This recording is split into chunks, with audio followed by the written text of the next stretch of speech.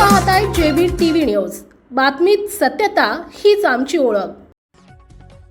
शिरपुरात नवविवाहित तरुणाची गळफास घेऊन आत्महत्या। 6 महिन्यांपूर्वीच झाला होता विवाह। शिरपूर शहरात एका नवविवाहित तरुणानं राहत्या घरी गळफास घेऊन आत्महत्या केल्याची धक्कादायक घटना घडली असून परिसरात हळहळ व्यक्त केली जाते आहे।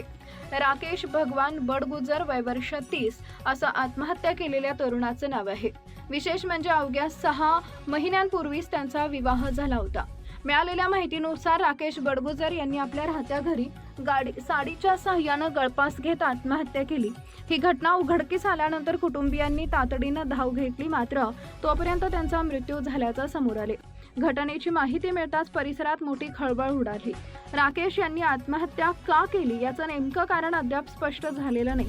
कौटुंबिक, मानसिक किंवा इतर कारणातून त्यांनी हे टोकाचं पाऊल उचललं का, याबाबत पोलीस अधिक तपास करत आहेत। या घटनेमुळे बडगुजर कुटुंबावर दुःखाचा डोंगर कोसळला असून शिरपूर शहरात शोककळा पसरली आहे। प्रतिनिधी परीक्षित परदेशी, जेबी टीव्ही न्यूज, धुळे।